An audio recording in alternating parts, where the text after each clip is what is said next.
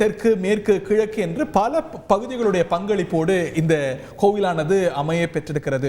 இந்த கோயிலுடைய மூலஸ்தானத்தில் அமைந்திருக்கக்கூடிய ராம் லல்லா, இந்த பால ராமரானவர் கிருஷ்ணசீலா என்கின்ற கல் கொண்டு அங்கு அமைந்திருக்கிறார். மிக அழகாக ரம்யமாக காட்சியளிக்கக்கூடிய அந்த சிலை ரூபத்தை நம்ம பலமுறை பார்த்திருக்கின்றோம். அந்த கிருஷ்ணசீலையை அந்த சிலை வடிப்பதற்கான அந்த கல்லை தேர்வு செய்தவர் நமக்கு பிரத்யேகமான பேட்டியை அளித்திருக்கிறார். அந்த பேட்டியை இப்பொழுது பார்க்கலாம்.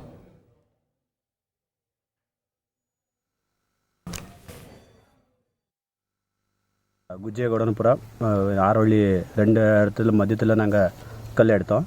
ஜமீன் லெவலிங் பண்ணிக்கிட்டு இருந்தாங்க ஜமீன்காரங்க. அந்த இடத்துல நம்ம கல் வேலை செய்கிறது நம்ம தொழில். அந்த மாதிரியே நம்ம கல் எடுத்து லேண்ட் லெவலிங் பண்ணி கொடுக்கலான்ட்டு எங்களுக்கு சொன்னாங்க. அதே மாதிரி கல் எடுக்கிற மாதிரி சின்ன சின்ன கல்லெல்லாம் வந்துக்கிட்டு இருந்துச்சு.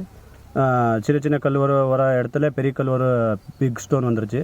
அதை எடுத்து மூணு கல் மாதிரி கட் பண்ணி சைடில் எடுத்து வச்சுருந்தோம். அதே மாதிரி அங்கே எங்களுக்கு அயோத்தியிலேருந்து ஒரு 15-20 நாள் கழித்து எங்களுக்கு ஒரு ஃபோன் வருது. ஃபோன் போட்டு இந்த மாதிரிப்பா சென்னை இருந்து ராஜஸ்தான் இருந்து பின்ன நேபாள் எல்லாம் இருந்து கல் வந்துக்கிட்டு இருக்குது. நம்ம கல்லும் நம்ம கிருஷ்ணசீலா கல்லும் கொடுக்கலாம், நல்லா இருந்தால் ஒரு இதாகும் பார்க்கலாம் பாட்டு எனக்கு கால் பண்ணி சொல்கிறாங்க. அதே மாதிரிலாம் நம்ம இங்கேருந்து கல் எடுத்து வச்சுருந்தேன். அவங்களே வந்து பார்த்துட்டு கலர் குவாலிட்டி எல்லாம் நல்லா இருக்குதுப்பா, ரொம்ப நல்லா கல் கிடச்சிருக்குது.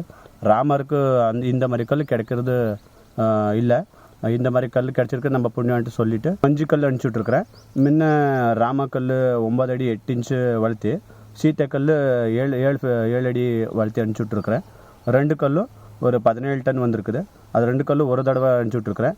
அந்த கல் பார்த்துட்டு அங்கெல்லாம் செலக்ட் பண்ணுறாங்க. செலக்ட் பண்ணோன்னா ஆசிட் ப்ரூஃப், வாட்டர் ப்ரூஃப் எல்லாம் எல்லா கல்லையும் செக் பண்ணுறாங்க.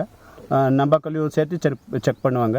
அந்த எல்லா இதில் நம்மளது 85% கிரேடு நம்ம கல்லில் வந்திருக்குது. ஃபயர், வாட்டர் ப்ரூஃபு, பின்ன கிராக்கு, லைன்ஸு, டாட்ஸு ஒன்றும் இருக்காது. 3 கல் கொடுங்க, லக்ஷ்மணா, பரதா, சத்ருக்ஞ, இன்னும் 3 கல் கொடுக்கணும் நீங்கள்ன்ட்டு சொல்லுவாங்க. ஒரு மாதம் டைம் எடுத்துக்கிட்டு 3 கல்லையும் ட்ரெஸ்ஸிங் பண்ணி வேஸ்டேஜ் எல்லாம் எடுத்து கிராக்கு கீக்கெல்லாம் செக் பண்ணி அனுப்பிச்சுட்ருக்குறேன் மேடம். இந்த சிலைதான் கர்ப்ப கிரகத்தில் பிராண பிரதிஷ்டை பெறுகிறது. இன்னும் சற்று நேரத்தில் தெற்கிலிருந்து கிருஷ்ணசீல என்ற வகை கல் தான் இந்த மூலவர் ரூபமாக திருமேனியாக வடிவம் பெற்றிருக்கிறது. 4.5 அடி உயரம், 3 அடி அகலத்தில் 200 கிலோ எடை கொண்டு இந்த சிலையானது மூலஸ்தானத்தில் கர்ப்ப கிரகத்தில் உருவ பெற்றிருக்கிறது. செய்திகளை உடனுக்குடன் தெரிந்து கொள்ள உடனே சப்ஸ்கிரைப் பண்ணுங்க.